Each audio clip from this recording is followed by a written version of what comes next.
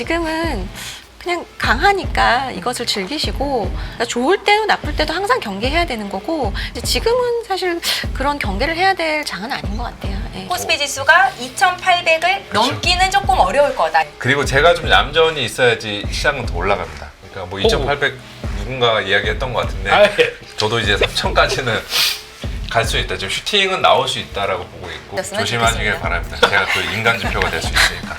제가 장기 사이클이 타는 종목들이 나오기 시작해요. 한국에 3년, 4년 이런 사이클. 그러니까 한국이 잘하는 거에 대한 관심도가 모여지게 되면 결국은 이렇게 결과가 나오죠. 네. 그러니까 그런 것들처럼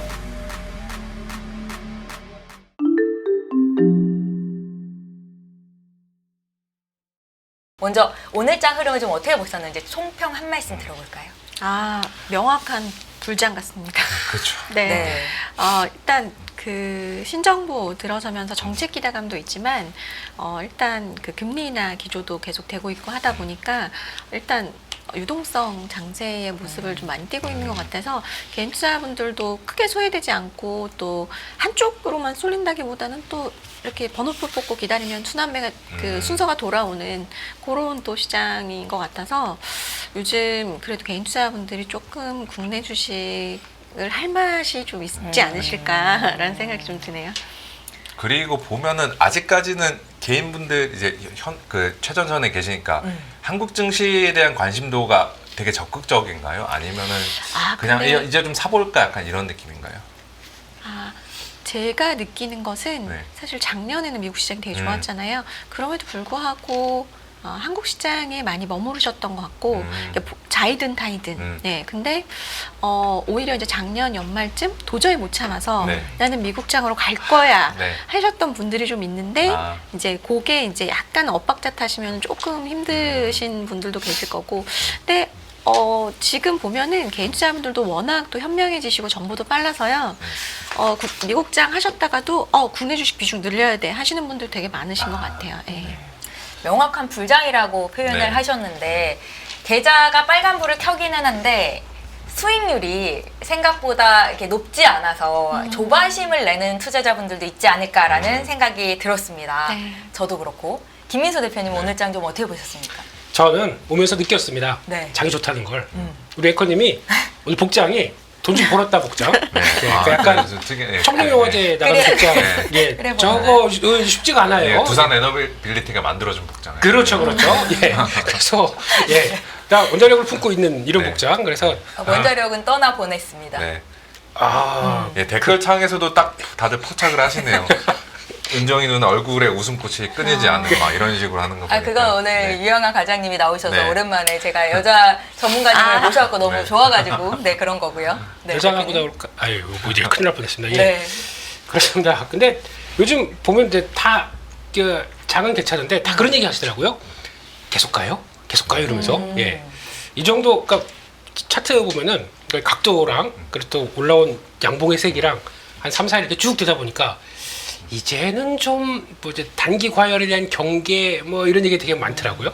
근데 그러니까 과거에 그러니까 그 유동성이 막 불어일으키면서 막 밀고 올라오는 장세는 기술적 분석의 그 약간 좀 포지션이 그러니까 기술적 분석이 맞는 부분들이 살짝 좀 떨어집니다. 그렇죠. 예. 그래서 RSI 같은 것들도 추세 있는 장에서는 지금 안 맞잖아요. 완전 무시. 특히 네. 강세장에서 RSI 틀리는 경우가 많아요. 근데 하락장엔 그래도 그나마 저희가 그래도 그러니까 약간 좀 긍정 편향이라는 게 있기 때문에 하락장이면 그래도 이 정도면은 야 좀 살려줘 하면서 그냥 울면서 살지 않습니까? 그럴 때는. 네. 근데 그런 거에 반해서 이 정도면 하고 이제 약간 걱정하는데 이제 시장이 그러면은 부담은 나오죠. 단기 부담은. 네. 근데 단기 부담이 횡보나 아니면 고점에서 왔다 갔다 하다가 먼저 소화하고 그다음에 툭 올라간다 그러면 여기서 다 놓쳐버리려고요. 그러니까 그런 관점도 있기 때문에 그래서 뭐 계속 간다는 거는 아니고 우리 위원님도 입장을 네, 저는 뭐 간다고 했었죠. 그러니까 뭐 2,800 누군가 이야기했던 것 같은데 예. 저도 이제 3,000까지는 갈 수 있다. 지금 슈팅은 나올 수 있다라고 보고 있고 네. 아직 수급이 더 들어올 수 있다라고 보는 게 제가 개인 투자자분들 물어보셨던 게 네. 예전에 불장 같은 경우 올해 초도 그랬고 작년에도 그랬고 불장 한번 나오면은 같이 늘어나는 게 신용장고인데 네. 거의 안 늘어났어요 이번에. 네. 18조 저도 그대로 이거는 생각해 보면 아직 그 레버리지 자금들 들어올 게 좀 남아 있지 않나. 아직 과열이 아니다. 아직 덜 과열이다. 덜 과열이다. 그래서 뭐 여담이지만 오늘 뭐 많이들 보셨을 것 같은데 텔레그램이나 이런 데서 네. 하나 짤이 돌았는데 TSLL 테슬라 그 2배 레버리지 만든 대표가 인터뷰한 거 중에 네. 자기가 봤을 때도 상식적으로 테슬라 2배 레버리지에 100% 넣는 사람 없을 거다라고 했는데 저희 많이 목격했잖아요. 저희는 서학개미 한국 그러니까 사람. 예, 그 한국인들의 이 그 적극적인 그 매매 패턴들도 한번 고려를 해 보시면은 저는 뭐 수급적으로도 더 일단 슈팅은 나올 여지는 있다 이렇게 좀 보이죠. 저희도 KLX-LL 네. 예 3배 때 예 그만하겠습니다. 네. 예, 우리 이제 한정 조용하겠습니다. 위원님께서 지난주까지만 해도 S&P 2,800 조금 무리일 수 있겠다라는 비유이셨지만 바꾸셨다는 거 시청자 네. 여러분들이 알고 계셨으면 조심하시길 좋겠습니다. 바랍니다. 제가 그 인간 지표가 될 수 있으니까.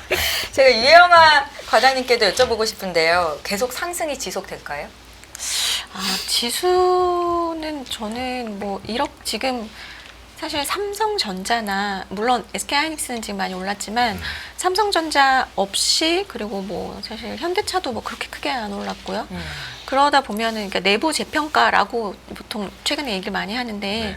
이제 신정부 들어서 어떤 그냥 정책 기대감 그리고 결국 이제 지주라든지 뭐 증권, 금융 이런 쪽이 막 이렇게 밀고 올라오다 보니까 기존에 우리가 알던 그런 상승장의 패턴이 아니라서 네. 저는 좀 긍정적으로 보시는 게 좋을 것 같고 그리고 저는 사실은 예측이라는 것은 의미가 없다라고 생각하는 주의라서 맞아요. 네. 예, 그냥 지금은 그냥 강하니까 이것을 즐기시고, 예, 근데 그리고 우리가 이제 그 주식 시장이라는 것은 제가 이제 최근 들어서 계속 말씀드리지만 위험 자산이잖아요. 네. 그러니까 좋을 때도 나쁠 때도 항상 경계해야 되는 거고 그 경계 지표들을 보면서 그런 부분들이 조금 이제 뭔가 이상해진다 조짐이 그러면은 좀 경계해야지 지금은 사실 그런 경계를 해야 될 장은 아닌 것 같아요. 예. 그러면 장을 좀 꺾을 수 있는 변수가 있다면 어떤 걸 좀 보고 계세요? 일단은 이제 지금은 트럼프 관세 이슈가 많이 내려와 있는데 오늘 말씀드리려고 가지고 오긴 했었는데 네. 1기 때 보면은 S&P 500이 전고점을 돌파를 해서 약간 신고가를 다시 가려고 하나라고 했을 때 딱 다시 관세 카드를 꺼내 들었었거든요. 네. 그러니까 이렇게 방심 무방비로 딱 놔두고 근데 지금도 보면은 일단 일정상으로 6월에는 중요한 일정 2가지가 좀 있잖아요. 네. 나토 회의도 있고 예, G7이 있죠. 네. 그래서 그때 약간은 저는 좀 흔들 가능성도 있다. 예, 이대로 물러설 분은 아니기 때문에 흔들면 근데 저는 흔들면 예, 미장도 국장도 좀 기회가 있을 수 않을까. 그러니까 이번에 이제 그 부장을 또 못 네, 올라타신 분들이 계시니까. 지금 올라가는 장에서 따라 사기 부담스러우신 분들은 네, 그거를 기회로 하는 게 저는 좋지 않나 이렇게 네, 보시는 저는 거네요. 네, 그렇습니다. 그러면 S&P 500 지수 신고가 목전에 있는 그 자료 준비해 오신 거는 같이 볼까요? 아니면 좀 이따가 다시 한번 살펴볼까요? 지금 뭐 네. 보여주셔도 될 것 함께 같은데. 봐주시겠어요? 네. 지금 미장도 좋고 국장도 좋잖아요. 근데 이제 S&P 500 드디어 뭐 근데 미국 시장이 되게 안 좋을 거라는 생각들을 되게 많이 하셨는데 의외로 지금 빨리 회복해가지고 이거의 상승을 다 못 누리신 분들도 꽤 있으신 것 같아요. 근데 어쨌든 제가 볼 때는 관세 이슈는 저는 좀 노이즈라고 생각을 하고 있고 만약에 6월에 조금 문제가 된다고 하더라도 크게 저는 흔들리실 필요는 없다. 오히려 그때 또 못 샀던 종목들을 잘 똘똘한 종목들을 담으실 기회가 올 거다라고 생각을 하고, 예, 그래서 저는 일단은 뭐 하반기에는 여전히 긍정적인 흐름을 예상을 해봐도 되지 않을까. 예. 차 되게 패턴이 비슷하네요. 지금 네. 딱 보니까 네, V 네. 떨어졌다 V자 반등 나오고 네, 곧 정고점 회복할 만할 때 관세하고 맞아요. 네, 그거를 저희가 좀 조심을 해야 되는구나. 네, 네. 네. 6월에 있을 2가지 이슈를 좀 눈여겨보고 계신 것 같은데 나토 정상회의, 뭐 G7 여기서 만약에 주가가 흔들리는 관세 관련된 뭔가 이슈가 나왔을 때는 오히려 매수로 기회를 삼을 수 있다라는 그러니까 뭐 말씀이시죠? 첫날 빠졌다고 해서 뭐 무조건 가자 하시면 안 될 것 같고 어쨌든 또 당분간 또 이슈가 생길 수 있잖아요. 그래서 그 흔들림에 잘 보시고 예, 내가 어쨌든 최근에 이제 뭐 상승하면서 지수보다 더 많이 상승한 종목들도 많잖아요. 미국 시장에서. 그래서 뭐 AI 사이클이 무너지는 것도 아니고 관세에 의해서 그리고 뭐 최근에 에너지도 상당히 좋고 하다 보니까 그런 종목들 흔들리면은 잘 담으시면 좋을 것 같아요. 네. 그 미국장도 긍정적으로 보시고 네. 국장도 긍정적으로 보시는 거네요, 네. 과장님? 네, 맞습니다. 네, 김민수 대표님. 네. 내일이 선물 옵션 동시 만기이더라고요. 네. 내마녀의 날을 네. 저희가 좀 염두에 둬야 될까요? 그냥 무시하고요. 그냥 갈 대로 가는 길도 가겠다라고 하고 있고 이게 살짝 페이크 주는 걸 수도 있지 않을까. 최근에 이렇게 수급 땡겼던 거 내일을 위해서 한 방에. 방에 와르르 네. 저 바꾸셨다면서요 뷰를. 아니, 바꿨는데 그냥 이런 가능성들도 있지 않아요? 예. 사회자니까요. 네. 네. 봤죠 뭐. 네. 이런 느낌이긴 하지만 일단 미국장 관련돼서는 저는 이제 그렇게 생각합니다. 이게 지금 트럼프 대통령이 원하는 바를 막 이루고는 있는데 딱 하나 못 이룬 게 하나가 있어요. 뭐예요? 금리입니다. 아, 금리를 아직 못 잡았습니다. 그럼 금리 좀 잡기 위해서 뭔가를 할 것 같은 느낌. 예, 그게 아까 보여주셨던 트럼프 일기 때도 네. 그때 중간중간에 왜 이렇게 탁탁 했냐면은 자기가 원하는 바대로 지금 잘 안 되는 과정들이 네. 나오다 보니까 그래서 지금 저는 개인적으로 LA 지금 폭동 관련된 내용들 네. 네. 이거를 조금 좀 주시를 해야 될 것 같아요. 그게 이제 입맛에 맞게 트럼프 대통령의 의도에 맞게 쓸 수 있습니다. 왜 주방위군에서 해병대로 바뀌느냐 이런 것들. 네, 그러면 좀 이거는 공권력이 조금 강하게 들어가다 보니까 자기한테 관심 집중 권력을 일으켜야 되는 모습들인데 14일이 트럼프 황제 탄신일이시더라고요. 아, 네, 그때쯤에 이제 두 가지. 만약에 내 생일날 이런 거 줘서 너무 고마워. 그럼 미중 간의 협상 뭐 결과 나오는 거 그게 나올지 아니면 그때 좀 격화된다고 하더라고요. 그또 대규모 시위가 예정돼 있다고 하더라고요. 네. 그런 뭐 때 심상치 않다라는 움직임들은 이야기들은 나오고 있죠. 벌써 상점 털린 데가 나오더라고요. 그래서 그게 좀 이제 그래 이렇게 보고 있으면은 그런 걸 이용해서 혹시나 약간 좀 위축되게 되면 금리를 이렇게 되는 이런 과정들로 나오게 되면 그때 그걸 좀 노리지 않을까라는 생각이 좀 들어서 그건 단기적으로 보셔야 되는데 그럼 반대로 미국이 하락하게 되면 한국이 빠지겠느냐 이것도 이제 다른 문제겠죠. 근데 미국이 올라서 지금 한국이 오른 건 아니지 않습니까? 그렇죠. 지금 어떻게 보면은 다른 나라 다 좀 상단에서 쉬어가고 있을 때, 그 정고점에서 쉬어가고 있을 때 한국만 가고 있는 거니까. 그렇게 되게 되면 결론은 거기서 만약에 조금 좀 주춤해서 시장에 부진함이 나서 한국 시장에 영향을 줬다.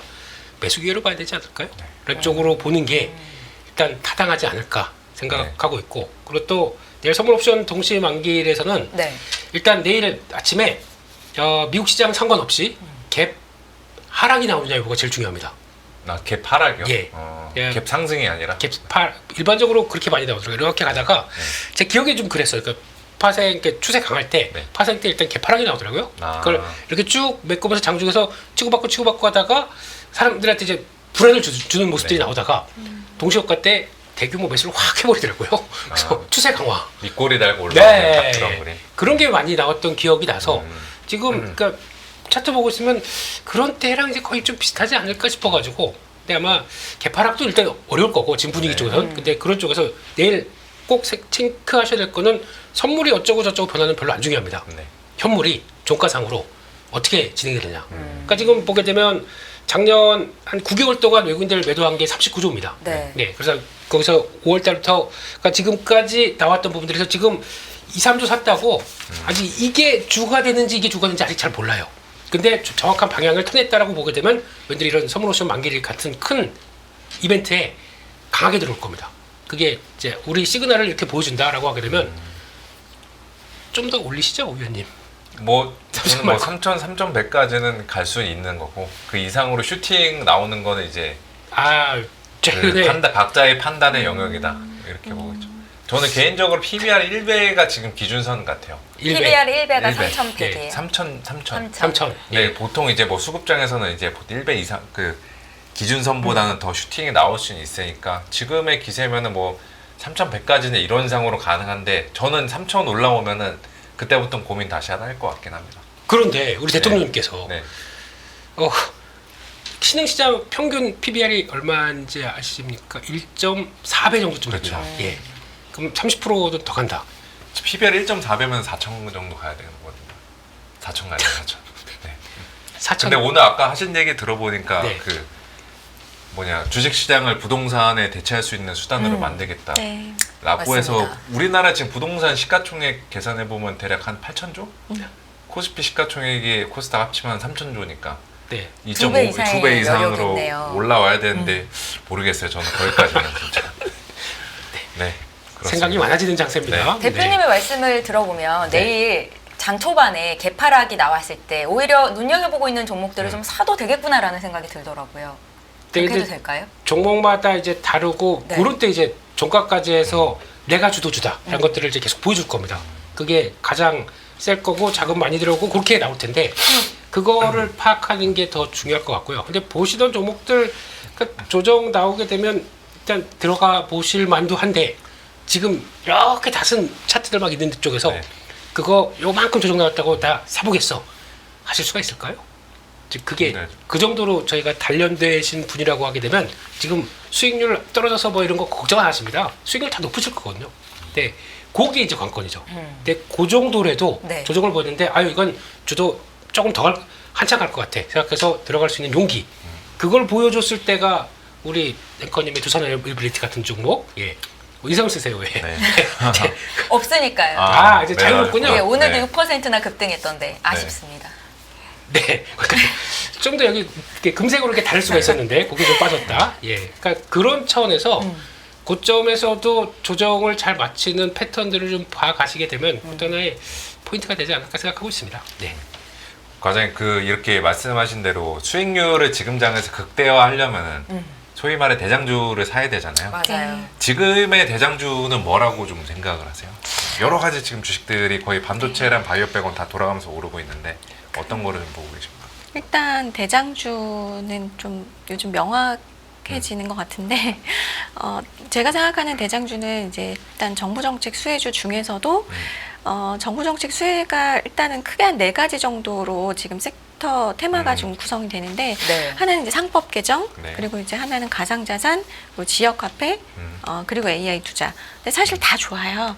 다 좋은데 그 중에서도 좀 유달리 좋은 쪽은 이제 가상자산이 네, 왜냐하면 뭐 다른 종목에서는 하루에 뭐 10몇 %씩 오른다면 가상자산은 하루에 뭐 한 20% 이상 오르는 게 막 세게 5, 6 오르네. 종목 정도 나오니까요. 확실히 이쪽으로 많이 몰려 있기도 하고요. 제가 그래서 이거를 좀 한번 보여드리려고 하는데 네. 개인 투자자분들 말고 좀 아무래도 좀 수익률을 극대화하는 전략을 펼치는 사모펀드 라든지 이제 연기금도 사실은 수익률 굉장히 중요하잖아요. 그래서 최근 5영업일 동안 이게 이제 그냥 금액으로 산정한 게 아니라 시가총액 대비해서 순매수 금액이 얼마냐. 되게 낯선 종목들이 꽤 있네요. 진짜. 낯선 종목들 네. 있으세요? 근데 지금 보시면 가상자산 네. 그리고 지주 저 PBR 여기 뭐 내수 관련된 AI 이게 다 결국에는 다 정책 테마인데 네. 정책 테마 중에서도 가장 많이 색깔이 보이는 게 가상자산이죠. 그러네요. 예. 그리고 수를 더해 보더라도 압도적으로 좀 많이 가져가고 있고 이 가상자산이라는 게 지역화폐 관련주도 포함인 거예요? 지역 화폐 관련주는 아무래도 이제 뭐 코나이 같은 것들인데 약간은 좀 차이가 있어요. 예. 가상자산 같은 경우는 이제 스테이블 코인을 이제 발행을 하거나 아니면 하려고 하거나 아니면 이제 최근에는 또 이제 결제주들까지도 이제 요 가상자산 관련된 쪽으로 또 붙고 있고 과거에 이제 코인과 관련됐던 네. 그런 또 종목들도 여기 붙고 있고, 그러니까 이게 개인 투자자분들만의 어떤 지금 테마가 아니고 네. 기관 투자자들도 여기에서 지금 수익률 게임을 치열하게 한다라는 게 저는 이게 제가 이제 보는 매일매일 수급표를 뽑아보는 건데 이걸 왜 보냐면 주도 섹터의 초입에서 볼 수 있는 되게 특징은 뭐냐면 요런 바스켓으로 들어옵니다. 한 종목만 사지 않고 예, 사모펀드 보면 IT센 글로벌 우리기술 투자 컴투스홀딩스 다 사실 가상자산 관련된 코인 관련된 종목인데 이게 이제 다 지금 매수를 하는 거죠. 그러니까 네. 이제 수익률을 극대화하는 전략을 이쪽에서 지금 하고 있다라고 볼 수 있고 거기다가 이제 최근 기사가 계속 나오고 있어요. 가상자산 기본법이라든지 디지털 자산 특별위라든지 뭐 이렇게 계속해서 좀 드라이브를 걸고 있는 부분이고 저는 인물이 나타나면서 좀 주도주가 나타나는 경우가 좀 있다고 생각을 하는데 미국도 그렇고 우리나라도 그렇고 근데 이제 최근에 김용범 대표께서 그 대통령실 정책실장으로 임명이 됐잖아요. 근데 네. 이게 이제 결국 정부의 어떤 의지를 저는 보여준다라고 생각을 하고 있고, 네, 좀 이쪽이 그러다 보니까 지금 일단 불이 붙어 있는 상태죠. 네. 그럼 지금의 대장주는 가상자산 이쪽으로 보고 계시는 거네요. 그거는 이제 시장에서 네 그렇게 말을 해주고 있는 네, 상황입니다. 과장님이 보시는 거는 어느 쪽이에요? 저도 그렇게 저는 아. 이제 시장이 네네. 옳다라고 생각하는 주의이기 때문에 네, 지금 시장에서 선택한 가장 큰 정책 수혜주는 가상자산. 그리고 이제 가상자산. 이 친구들이 좀 많이 눌려 있었거든요. 네. 네. 이 친구들이 좀 많이 눌려 있었기 때문에 오히려 또 빈집이었고, 그리고 좀 다른 것들은 이미 이제 그 공략 같은 곳에서 좀 많이 이제 좀 네. 힌트가 좀 있었는데 이쪽은 조금 새로운 부분들이 있고, 그 다음에 저는 가상자산, 그 다음에 특히나 스테이블 코인 같은 것들이 좀 주도주가 될 수 있다라고 생각하는 게 뭐냐면, 우리나라만 지금 이쪽 정책 드라이브를 거는 게 아니잖아요. 네, 미국도 글로벌리. 걸고, 예, 글로벌리하게 지금 드라이브를 정책 쪽에서 거는 상황이기 때문에 그런 것들이 보면은 주도주가 되는 좀 상황들이 좀 있더라고요, 보면. 네, 알겠습니다. 대표님께서는 대장주를 뭘로 보고 계세요? 대장주요. 일단 지금 나왔던 스테이블 코인 뭐 지역화폐 요거는 월요일날 다 자세하게 털었기 때문에 그때 보시면 될 것 같고, 근데 그 중에서 그런 게 있어요. 그러니까 지금 움직이는 대표적인 섹터나 종목들 보게 되면서 아직 신뢰를 못 가는 거죠. 왜냐면 생소합니다, 저희가. 뭐 스테이블 코인 이런 예. 거요? 아직까지도 디지털 화폐와 스테이블 코인의 차이가 뭐야? 그러면 멍하게 될 수밖에 없고, 거기다가 그럼 가상화폐와는 차이가 뭔데? 잘 모릅니다. 그러다 보니까 그 모르는 것에 대해서 내 돈을 태워야 된다는 이 마음들, 이게 제일 또 그런 거예요. 시장이 언제 이게 또 그러니까 부각을 받다가 언제 강하게 올라갔냐면 그 얘기 딱 두 가지 나오면서 그렇습니다. 첫 번째는 그 법인이 발행할 수 있는 금액에서 5억으로 줄였습니다. 줄여 보니까 원래 50억대 정도까지 했었거든요. 그러면 와, 이거 활성화시킬 수 있겠네가 첫 번째. 두 번째는 우리도 가상화폐 쪽에서 레버리지, 이거를 ETF나 레버리지가 나올 수 있겠다라고 열어주다 보니까 거기서 지금 더 강하게 들어온다고 봐야 될 것 같거든요. 그렇기 때문에 이제 지금 주가는 그거를 좀 반영해 갑니다. 네. 근데 중요한 거는 막상 좀 이제 강하게 나가다가도 정책이라는 건 그렇지 않습니까? 정책이 진행하다가 요건 조금 오버했네, 그래서 약간이라도 좀 선회가 된다 그러면 주가가 세게 조정받습니다. 그럴 수가 있기 때문에 이건 지금 이제 붙어가는 과정들이죠. 그러니까 거기서 지금 이런 종목들 매매한다는 거는 뉴스랑 같이 보셔야 돼요. 그래서 같이 봐서 그 추세가 계속 이어가는지 보시면서 근데 추세가 단기적으로 이탈된다 그러면 바로 나오셔야겠죠. 근데 그런 리스크도 좀 있습니다. 근데 거기서 그만큼 지금 보면 수익이 나 그러면 안 나요. 안 나는 사람 많습니다. 그러니까 그걸 가지고 아니다 못하겠어 그러면 또 못 따라가는 섹터들이죠. 그러다 보니까 그런 것도 봐가시면서 정부 정책 테마는 딱 그렇게 보시면 될 것 같아요. 그러니까 지금 얘기가 오늘 같은 경우도 그렇지 않습니까?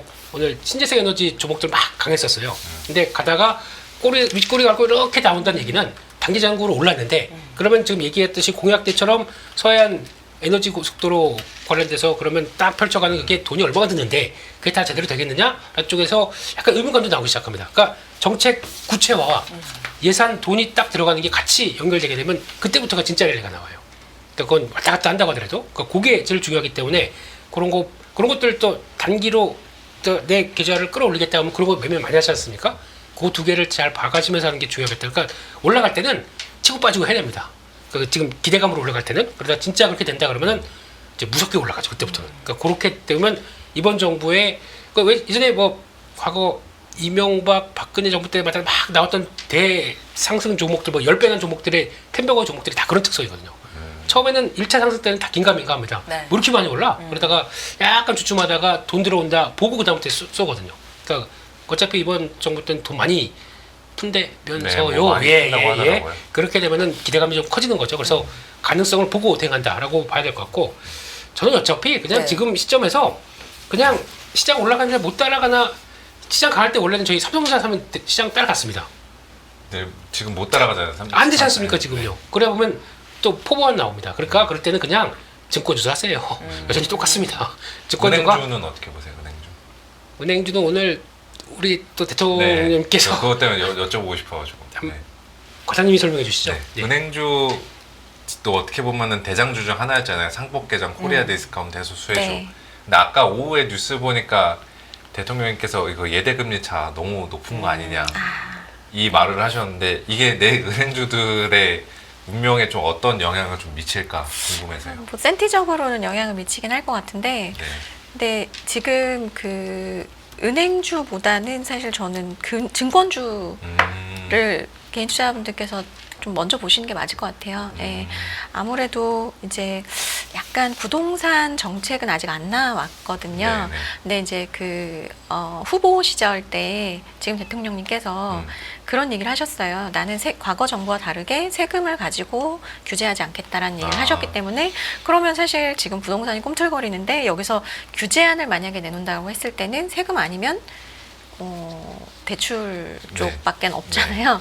그러면 결국에는 그 약간은 좀 영향이 있을 수 있다라고 생각을 하고 있고, 일단은 주식 시장을 계속해서 부흥하겠다라는 정부의 의지를 그렇죠. 계속 보여주고 있기 때문에 명확하게 방향성을 저는 좀 정해서 말씀을 해주고 있다고 생각을 해요. 그래서 주식시장이 만약에 좋아진다라고 한다면 증권회사는 사실 수익이 더 좋아질 수밖에 없고, 금리 인하 시기에도 증권주는 사실은 뭐 수혜이기도 하고요. 네.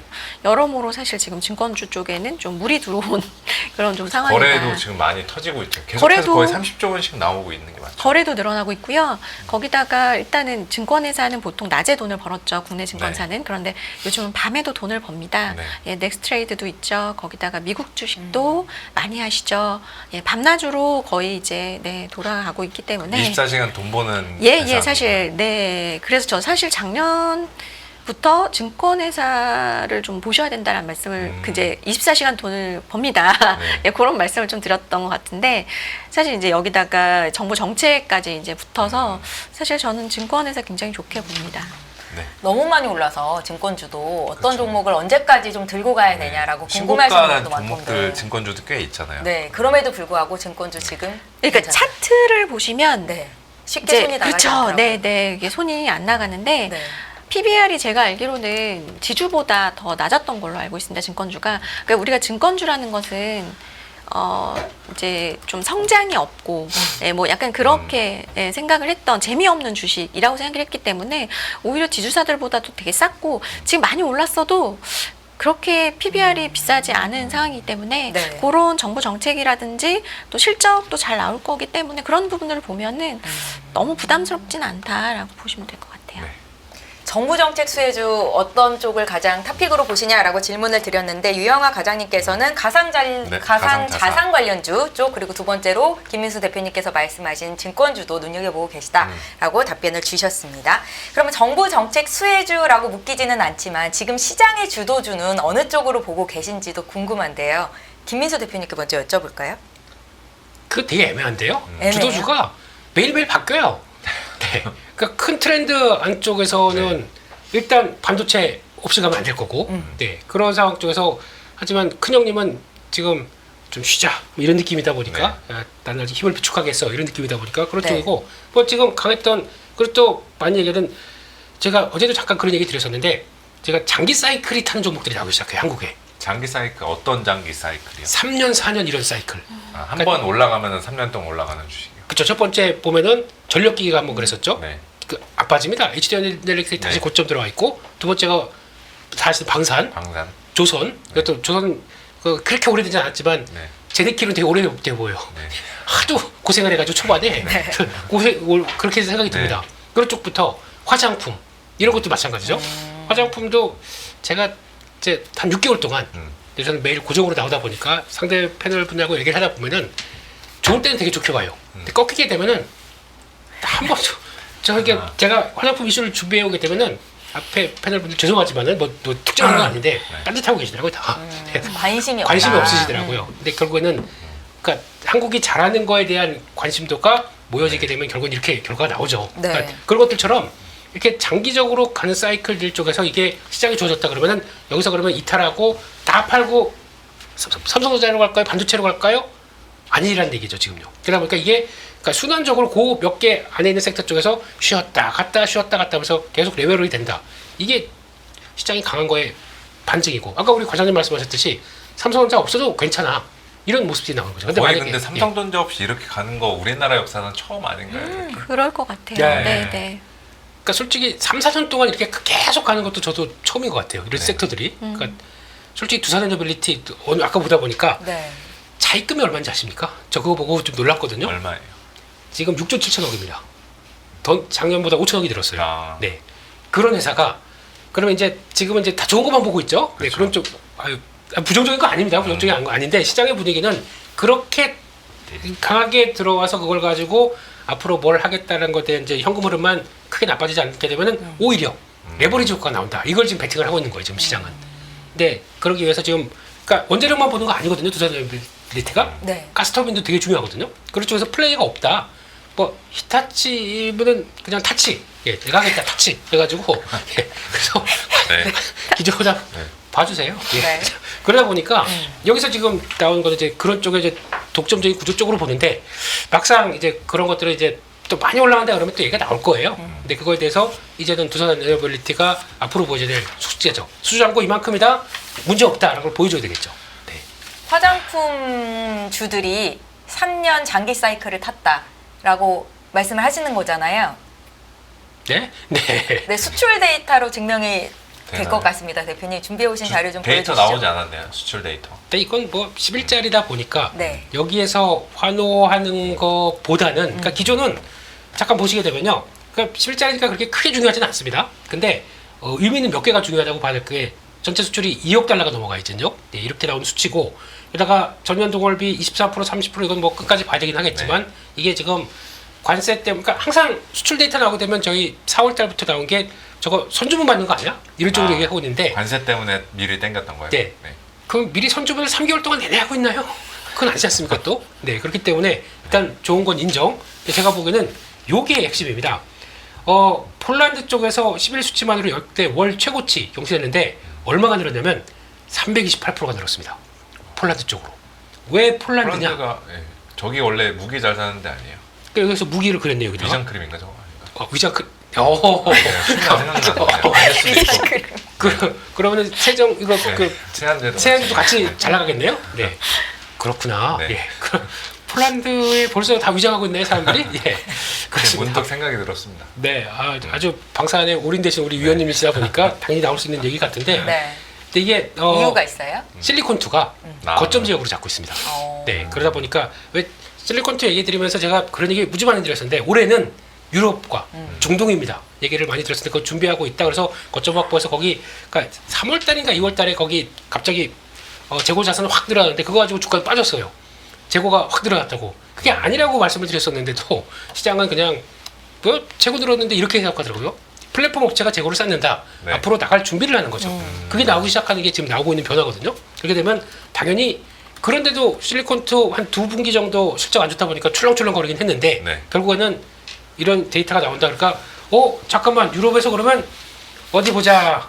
로레알 비켜 뭐 이런 느낌으로 가는 거죠. 그러다 보니까 거기서 나오는 데이터 가지고 좀 엄청나게 주가가- 성장을 했구나 진짜. 저기. 네. 그래서 이걸 보게 되면은 중국은 아직 못 따라옵니다. 그러니까 만약에 이런 데이터 나와가지고 딱 봤을 때 예전처럼 그러면 중국까지 선방했다 그러면 뭐 아모레 퍼시픽이 갔겠죠. 네. 그게 아니라 먼저 요 데이터를 갖고 지금 실리콘2가 갔다는 얘기는 그 실리콘2 지단 사업 보고서 쪽에서 나왔던 내용들을 쭉 보시게 되면은 어떤 내용들이 있냐면 거기 나온 브랜드들이 있습니다. 브랜드들이 그 수치화되는 거 보면 상당히 놀라워요. 그런 쪽에서 그 뭐 가장 많이 크는 것 쪽에서 하나가 세포라랑 하나가 뭔지 까먹었는데 그쪽에서 들어가는 것 중에 하나가 브랜드가 팍팍 튀는 것들이 요즘 신고가 나옵니다. 종목들이. 그런 쪽에서 아마 약간 선크림 쪽이 조금 좀 무시된 것 같아요. 아마 이쪽들 또 데이터 감안하게 되면 그쪽도 이제 또 성수이고 하면 좀 변화가 나오지 않을까 싶어서 그런 데이터들 확인하는 게 화장품 쪽. 중요할 것 같다. 그래서 특히 요 기타에서 이제 39%인데 기타 아닙니다. 띵가띵가 하는 기타가 아니고요. 네. 거기서 나오는 것들도 요게 아마 중동 쪽에서 변화가 나와서 아마 하반기에는 요게 쫙 들어온다. 또 레벨업 될 수 있습니다. 그거 한번 보셨으면 좋겠습니다. 화장품주 말씀하시는데 유영아 과장님께서 핸드폰을 만지셨습니다. 네, 관심이 관심이 없다는 없지. 말씀이실까요? 아닙니다. 이만큼 수익 나서 이거 브랜드 저는- 확인하느라고요.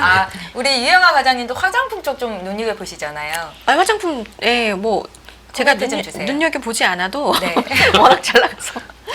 근데 그 이제 원래 미국은 좋았고 이제 미국이 좀 성숙 단계에 들어가면서 말씀하셨던 유럽하고 이제 중동이 살아나고 있고 여기다가 사실 중국까지 좀 붙는 상황이거든요.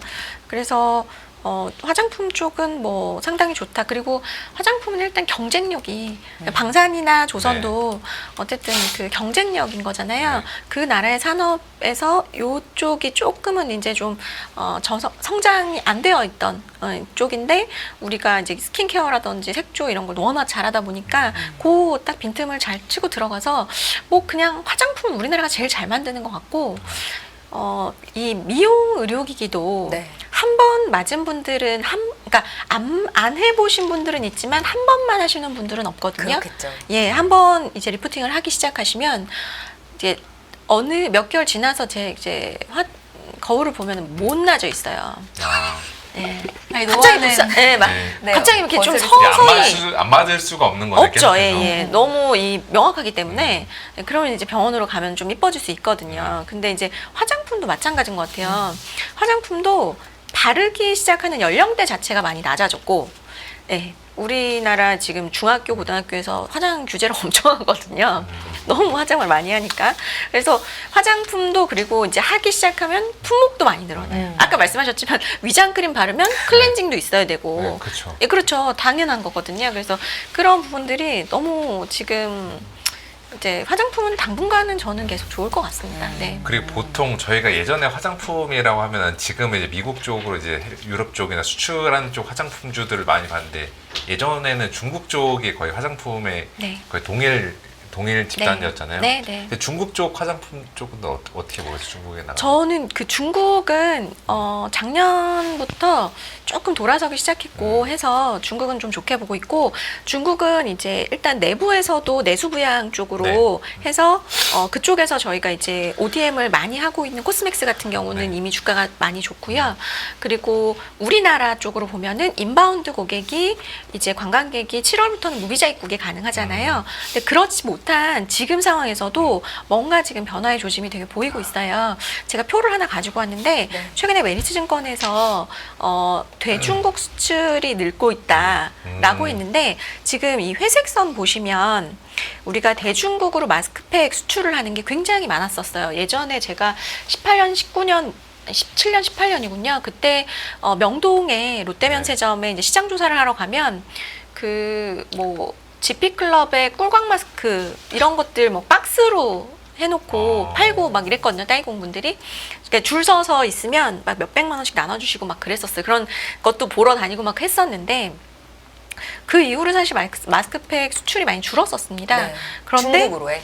중국으로 네, 해. 네. 그런데 최근에 그래서 지금 보시면 24년도는 정말 바닥을 보일 정도로 굉장히 급감했었는데 그러네요. 네. 다시 좀 돌아서고 있거든요. 근데 이제 우리가 마스크팩 해보신 분들은 아시겠지만 시트 마스크라는 게 있고 하이드로겔 마스크라는 게 아실 거예요. 앵커님. 저는 알고 있는데 네, 그쵸? 한지영 의원님 알고 계십니까? 저는 써본 적이 별로 없어요. 하이드로겔 위장 크림입니다. 아 위장 예, 크림. 예, 예, 약간 위장 실리콘 재질처럼 네, 조금 맞아요. 두꺼워서 탱글탱글해서 보습이 더 잘 되는 듯한 느낌을 주더라고요. 뭔가 수분을 가둬줄 것 같고 걔가 아. 그렇거든요. 그게 요새 트렌드인가요? 예, 하이드로겔이 상당히 잘 나가고 있고 아주 소형주라서 제가 종목을 언급하기는 좀 아. 그렇지만 네. 한 종목은 거의 20배 정도 1년 사이에 예, 주가요? 네, 하이드로겔 두 글자입니다. 마스크에 두 글자. 만들어서 수출을 하는 기업 같은 경우는 그런데 중국에서도 시트 마스크보다 최근에는 뭔가 조짐이 하이드로겔 쪽도 뭔가 좀 좋아지고 있다라는 거고 그래서 제가 볼 때는 대중국 쪽으로 마스크팩 나가는 것들이 이렇게 보이다 보니까 이제 시장 조사가 사실은 리포트보다 제일 빠르거든요. 그냥 명동에 가실 일이 있으시면 그냥 올리브영 가시면 저는 이제 자주 가는데 명동에 올리브영에 가면 처음에는 색조가 1층에 쫙 깔려 있었어요. 네. 근데 최근에는 마스크팩을 1층에다가 딱 근데 옛날에 그 트렌드의 그렇죠. 전환을 보여주는 거. 네, 네. 올리브영 그걸 빠르게 반영을 하는 것 같고요. 17년, 18년도 뭐 예전에 이제 말씀하셨던 중국에서 한창 우리나라 화장품 네. 잘 나갈 때 롯데면세점을 딱 가면은 에스컬레이터가 이렇게 있거든요. 에스컬레이터 딱 올라가면 가장 먼저 가장 큰 매장에 줄을 쫙 서 있는 걸 보면 네. 거의 그 회사 주가는 아. 좋습니다. 그래서 리포트로 보시는 것보다 현장에 가셔서 시장 조사 가시면은 정말 빠르게 보실 수 있기 때문에 한번 뭐 재미 삼아서 가보시는 것도 재밌다. 아. 네. 확실히 미용에 대한 뭐 그 욕망은 뭐 끝이 없네요, 확실히. 그래서 남자들도 그렇죠. 화장품에 관심 많다는데 네. 위원님은 그렇지 않으신가 봐요. 저는 그냥 기름종이밖에 안 씁니다. 얼굴에 좀 기름기가 많아가지고. 네. 기름종이도 쓰시는군요. 네. 기름종이는 같은 유전을 보유한 입장 쪽에서 네. 네, 그렇습니다. 우리 네. 민재기 팀장님 좀 다르시던데. 그렇죠. 되게 미용에 관심이 많으시더라고요. 네. 저희 팀장님 미용에 관심 많습니다. 그분은 거의 뷰티 유튜버. 네. 뷰티. 그리고 또 궁금한 게 또 미영아 과장님께 여쭤보게 될 것 같은데 건기식, 네. 건강기능식품 쪽도 좀 눈여보고 계세요? 아, 네. 건기식은 네. 최근에 이제 노바렉스 주가가 상당히 좋아서 네, 아마 다들 노바렉스 왜 좋지? 근데 사실 작년부터 좀 좋아진다 그랬는데 최근 들어서 좀 많이 좋고 제가 차트를 하나 가지고 왔어요. 네. 아마 갖고 싶지만 내 계좌에는 없는 주식일 가능성이 높은데 파마리서치나 APR 같은 이제 종목들은 거의 매일 이렇게 차트를 보면 매일 오르는 것 같은 그런 느낌이 많이 들거든요.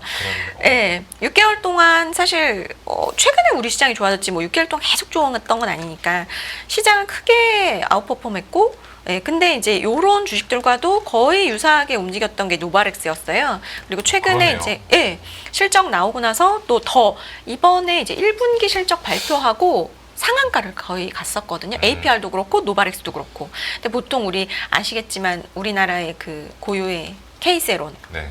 실적 잘 나와도 스트릿 컨센을 못 미쳤잖아 하면서 또 매도를 하지 않습니까? 근데 그거를 그 어려운 역경을 딛고 상한가를 갔다는 건 추가적으로 뭔가 모멘텀이 기다리고 있다라고 볼 수 있을 것 같고, 네, 이런 종목들 APR도 그렇고 노바렉스도 그렇고 1분기보다 더 좋은 2분기 그리고 더 나은 내년 뭐 이런 것들이 기다리고 있기 때문인 것 같아요. 근데 노바렉스가 좋은 이유는 주요 고객사가 이제 중국인데 중국이라든지 요런 고객사들이 이 한국의 노바렉스를 이제 주요 거점으로 삼아서 생산을 하고 있고, 그리고 노바렉스 같은 경우는 이제 아무래도 자동화가 많이 돼 있어서 그런 부분에서 마진율이 좀 좋다 볼 수 있을 것 같고, 그래서 노바렉스뿐만 아니라 노바렉스가 워낙 좋다 보니까 다른 건기식 ODM들도 한번 보자. 네, 요런 또 약간 아이디어도 요즘은 또 올라오는 것 같아요. 건강기능식품 ODM 업체를 설명하신 거군요. 맞습니다. 네, 저는 이제 대형 제약사들 그런 종목들도 함께 보시는 건가라는 생각이 들어서 정말 건기식을 만드는 업체. 네, 그렇습니다. 판매하는 이라고 해야 되나요? 아주 작은 섹터죠. 사실 섹터라고 말하기도 좀 어려운데 그냥 건강기능식품의 ODM 업체를 우리나라가 참 잘하는 것 같아요. 화장품도 잘하는데 건기식 쪽도 네. 잘하는군요. 김민솔 대표님 추가하실 내용 있으실까요? 몸이 네. 건강기능성 식품을 막 원하고 있는 나이가 되다 보니까 막 한창 40대요. 예? 네. 그러다 보니까 관심은 가는데요. 예. 이 얘기를 한번 드리긴 했었는데 주가 이제 실적 나고 쭉 하다 보니까 이제 그런 것 같고, 네. 혹시 모 회사에서 나온 민들레 그거 혹시 아십니까? 그게 혹시 그거 한 제가 6개월 먹었거든요. 민들레 어디에 좋은데요? 민들레가 어디에 좋은가요? 히멘 그 이름 까먹었어요. 콜마 BNH에서 나온 거. 민들레를 먹어요? 예? 민들레 기름을 먹을 것 아니 같은데요? 민들레 뭐 이렇게 짜가지고 하는데 진짜 씁니다 그거. 이름을 까먹었는데. 그러니까 어디에 좋은 건지 말씀해 주세요. 어딘가엔 좋을 겁니다. 만병동. 남자의 좋은 하여튼 다 그렇다고 하더라고요. 네, 네. 근데 근데 그런 걸 먹어보면서 느낀 거는, 근데 그거 먹었을 때와 안 먹고 이제 써서 못 먹겠어 하고 네. 이제 넘어갔을 때는 차이가 크더라고요.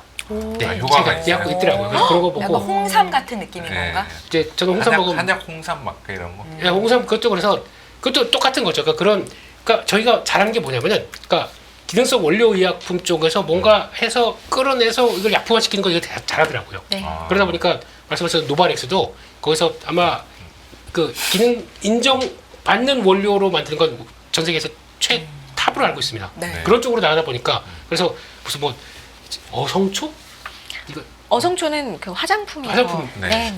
그것도 있었는데 먹는 것도 있어요. 그것도 먹는 네. 것도 있나요? 그거 있더라고요. 네. 그걸로 뭐 해서 무슨 분말 이런 것도 다 찾아보게 돼요. 차라리 저는 그냥 건강기능성 유튜버로 식품 네. 유튜버로 나가기 위해서 저희들은 뭐 건강이 재산이니까 사실상. 하루에 몇 알 알 드세요? 8알이요. 아, 그쵸. 네. 기본 10알은 먹죠. 아, 그렇게 많이 먹어요? 몇 알? 건기식으로만 10알 정도 드세요? 그럼요.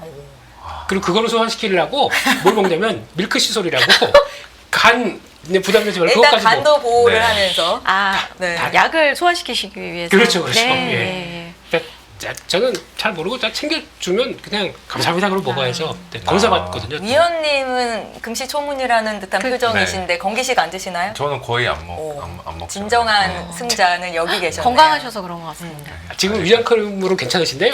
조금 지나면요. 제가 반씩 나눠드릴게요. 네, 알겠습니다. 같이 드시죠. 네, 가끔씩은 비타민만 먹지 아직 뭐 건기식까지는 챙겨 먹지는 않아요. 네. 금방 바뀝니다. 챙겨 달라고 조금 이제 우회적으로 이야기를 드리는 겁니다. 아 그렇군요. 예. 민들레는 쿠팡이- 독성이 있어서 간에 안 좋다는 댓글이 있어서 읽어드리면서 다시 시장 이야기로 돌아와 보겠습니다. 이제 뭐 상표 생각나면 말씀드릴게요. 예. 네, 네. 그리고 아까 그 MU 마이크론 실적 관련해서 오늘 좀 그 CT에서 나온 보고서가 화제가 됐고 SK 하이닉스도 뭐 약간 이것 때문에 오른 것 같다는 느낌이 들거든요.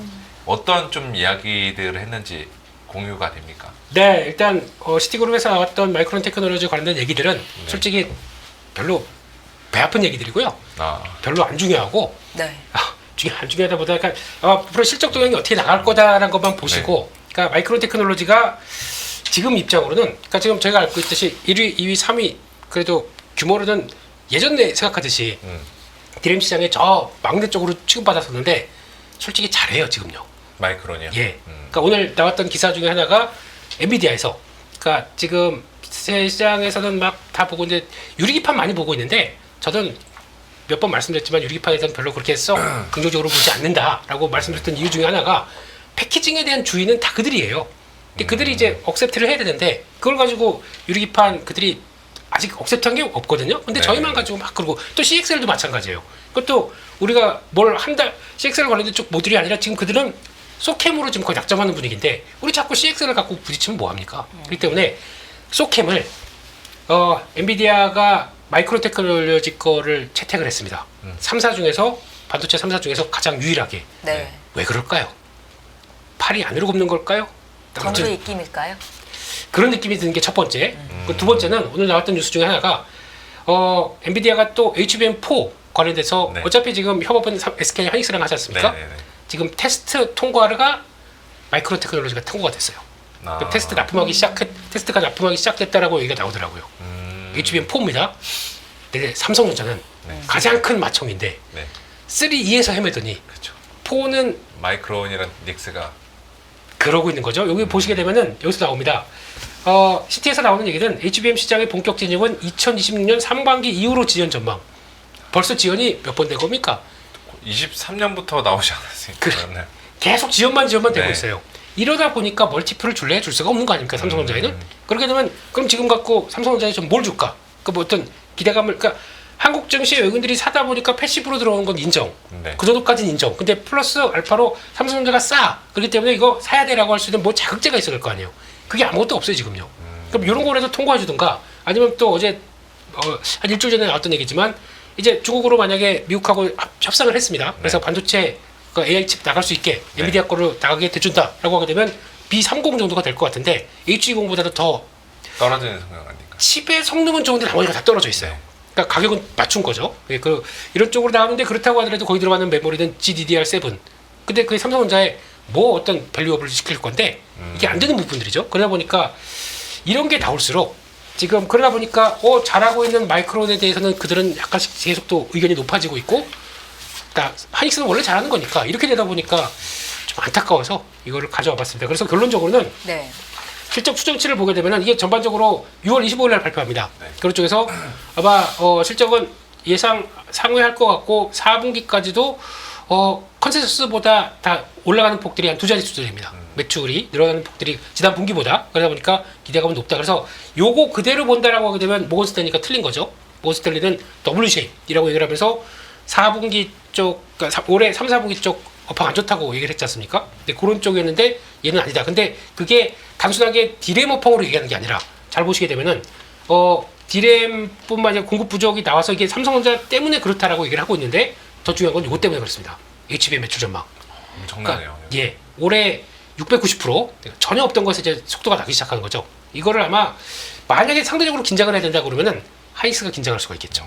네, 이렇게 되고 있고 26년에는 또 거의 절반 정도가 증가율이 떨어집니다만 이쪽에서 나오기 시작하면서 오히려 마이크로 테크놀로지에 대한 기대감이 좀 붙는다. 그럼 상대적으로 반대는 삼성전자로는 그렇게 되고 네. 예, 오히려 마이크론이 좀 부각받고 있는 이런 현실. 이게 너무 속상하고 안타까운 거죠 지금요. 네, 그렇게 보고 주가가 있고. 그걸 말해주네요. 네. 최근에 전자가 못 가는 것도. 그렇고 이렇게 될 정도면은 지금부터 또 잘 보셔야 되는 게 HBM 저희가 장비 쪽들이잖아요. 네. 그럼 지금 뭘 보셔야 되냐면 마이크론에 들어가는 거. 지금 뭐 그러니까 HBM4도 중요할 거고 4는 이제 당연히 아까 마이크론이 들어간다고 얘기했지 않습니까? 그러면 거기서 이제 신규가 나올 거고 그러면 그때 4 들어갈 때 이제 딱 신경전 벌이고 있는 거 있죠? 한미냐 세미텍이냐 하나 세미텍이냐 이쪽에서 벌이고 있는데 거기서 어떤 식으로 나오는지 그거 보는 데 따라서 주가 또 확 바뀔 겁니다. 그런 것들 보셔야 될 것 같고 거기 들어가게 되면 마이크론 혹시나 삼성, SK 다 들어가서 새로운 장비 들어가기 시작하는 회사들 요거는 또 주가가 바뀔 수가 있겠죠. HBM은 과거는 보지 마시고 앞으로 그렇게 또 바뀔 겁니다. 그게 또 디테일한 차이가 있을 테니까 네. 그 주가 차이들을 좀 보셔야 될 것 같다. 그렇게 봐야 될 것 같습니다. 에 대한 의견 잘 들었습니다. 네, HBM 장비 쪽에서 마이크론이나 SK하이닉스, 삼성전자까지 함께 좀 납품이 가능한 기업들을 보자라는 말씀이셨는데 유영호 과장님 코멘트 좀 해주세요. 의견이 좀 같으신가요? 이제 대표님 말씀하셨던 네. 3사의 장비가 다 들어갈 것으로 기대가 되는 날개를 단 이름도 회사가 있죠. 네. 아 그래요? 네, 있습니다. 예, 날개의 이름을 가지고 있는 회사가 있는데 아, 지금은 그러니까 전에 이제 엔비디아가 주가가 잘 가면 네. 그런 이제 그 테크윙이라는 네. 종목인데 검사 장비가 3사에 다 들어갈 것이다. 예, 그런 기대감이 있어서 그때는 이제 그래도 계속 같이 잘 갔던 것 같은데 우리나라에서 이제 엔비디아가 가면은 같이 가는 종목이 굉장히 좀 제한적이 된 것 같아요. 그러니까 하이닉스 좀 가고요. 그리고 이제 두산은 사실 이제는 뭐 그걸로 간다고 하기에는 예, 좀 멀어졌고 그래서 좀 제한적인 부분들이 좀 있어서 저는 지금 하드웨어 쪽 그러니까 AI 하드웨어 쪽은 상대적으로는 매력도는 조금 떨어진다고 생각을 해서 예, 뭐 물론 이제 MU 같은 경우는 워낙 쌌기 때문에 충분히 뭐 모멘텀이 있을 것 같긴 한데 장비주를 지금 봐야 되는 것은 약간은 왜냐하면 아까 말씀드렸던 그런 쪽에 모멘텀이 좀 너무 많이 있다 보니까 상대적으로 조금은 예, 좀 매력도는 조금 덜한 것 같다. 네. 저희 시간적인 여유가 좀 있어서 김민수 대표님께서 어제 하시려다가 못했던 냉매 쪽 관련한 이야기를 듣고 싶은데요. 냉매 가격이 폭등하는 게 우리 국내 기업들에게는 나쁜 소식인 거죠? 해당되는 회사는 좋을 거고요. 네. 근데 해당되지 않는 쪽은 부담이 될 수가 있는데 왜 이런 현상이 나오느냐 얘도 중요할 것 같아요. 그래서 그거를 체크해야 될 것 같기 때문에 네. 냉매 가격이 보니까 작년 대비해서 최대 3배까지 올 초부터도 얘기가 나왔었어요. 근데 저 수요 공급이 안 맞고 계속 그렇게 돼버리더라고요. 그래서 그게 제가 잘 몰라서 그러는데 저 냉매가 에어컨에 들어가는 맞습니다. 거예요? 그겁니다. 예, 예. 전통적으로 들어가던 네. 대표적인 그런 쪽이죠. 그러니까 어려운 말로 하게 되면은 저도 잘 몰라요. 수소, 불화탄소, 요게 이게 네. 돼서 들어간다고 하는데 중요한 거는 지금 생산량은 3,300인데 네. 소비량이 82,000입니다. 뭐가 안 맞는 거죠. 25배에 달하는 공급 부족이 나옵니다. 그런 쪽을 봤었을 때 왜 그런 현상이 나오냐? 중국 쪽에서 일단 생산 차질을 되고 있다. 이런 쪽으로 보는 게 첫 번째. 두 번째는 냉매 원자재 쪽에서 가격 변동 이게 제대로 못 따라온다고 하는데 마지막으로 세 번째 쪽이 이게 제일 중요한 것 같아요. 그러니까 즉 GWP라는 게 있는데 이게 지금 온난화 지수라고 하더라고요. 그러니까 그 GWP면은 안 좋은 거죠. 저 GWP가 네. 좋은 거고. 근데 냉매 쪽에서도 그게 이제 HFC라고 하는 냉매가 그러니까 지금까지 단계적 감축해서 이쪽으로 가야 된다라고 하는데 요거를 제대로 생산을 할 수가 없습니다. 왜냐면 지금 그렇게 가려고 하게 되면 설비 투자가 좀 비싸지고 그러니까 저 GWP 냉매를 생산하기 위해서 아직까지 제대로 투자가 제대로 되지 않겠다 보니까 가격이 급등해 버려서 내려오지 않고 있는 현상이에요. 그렇게 되면은 이게 쉽게 떨어지지 않겠구나라는 쪽들이 지금 아직까지 나와 있는 상황들이고 게다가 요게 핵심입니다. 데이터 센터. AI네요. AI. 네, 요게 냉각 시스템 제가 액체 냉각만 보고 있는데 네. 거기 들어가는 게 냉매가 들어가거든요. 그게 폭증하고 있대요. 그러다 보니까 거기 제대로 못한다라고 해서 전통 수요 외에 이게 들어가다 보니까 당연히 가격을 푸시하는 거겠죠. 그런 쪽에서 나오는 것들 식품 공급망 이거는 다 아시는 것처럼 저희 쿠팡 요즘엔 얼음물로 들어오더라고요. 맞아요. 그렇긴 한데 공급망 쪽에서 냉매가 쓰이는 게 예전보다는 신선식품 쪽에서 많이 쓰이다 보니까 그것도 더 중요하다라고 해서 이렇게 들어오고 있는데 그러다 보니까 이런 과정 쪽에서 시장의 변화가 나오다 보니까 우리나라에서 냉매 1위 하는 회사도 있어요? 실적은 엉망인데 돌아서고 있더라고요. 그런 변화나 아니면 또 그 확장되게 되면은 이게 탄산칼륨하고 다 이렇게 영양시켜서 하는 회사들이 있거든요. 그런 네. 것들도 다시 한번 봐야 될 때가 아닌가. 그래서 이거는 쉽게 가격은 안 떨어지겠다라고 보고 있다 보니까 눈여겨봐야 될 것 같습니다. 여름 되면은 냉매 더 필요하잖아요, 에어컨 때문에. 근데 원래 에어컨이 가스가 세게 되면 제 다시 주입하고 그래야 되는데 일반적으로 가스는 그렇게 하는 게 아니라 들어가면 한 10년 이상 쓴다네요. 아, 그래요? 네. 특별히 누출되지 않는 이상은 그렇기 때문에 자동차에도 냉매가 필요하지 않아요? 자동차 에어컨도 있다 보니까 에어컨도. 네. 예 그런 것 들어가는데 아니 핵심은 데이터 센터라니까요. 데이터 센터 그게 핵심이라고 봐야 될 것 같습니다. 예. 알겠습니다. 네, 알겠습니다. 매일 돈을 쓰는데 그 가치는 누가 정할까요? 정답은 슈퍼달러 슈퍼리치에 있습니다. 복잡한 공식은 빼고 투자 타이밍을 잡는 환율의 핵심만 담았습니다. 빠르게 변화하는 금융시장, 그 중심엔 언제나 환율이 있습니다. 오늘부터 환율과 썸 타볼까요?